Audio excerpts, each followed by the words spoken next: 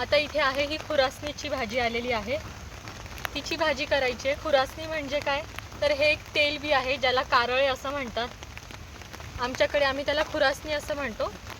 आणि याची एक छान बुकणी किंवा चटणीसुद्धा आम्ही करतो त्याच्या बियांची।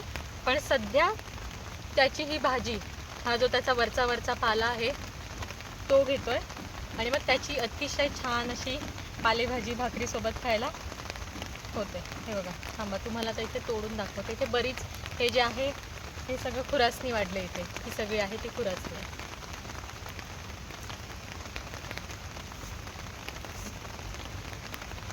आणि खुरासणीची ही जी झाडं आहेत, रोपं आहेत, ती मोठी झाली की त्याला एकदम छान पिवळी फुलं येतात।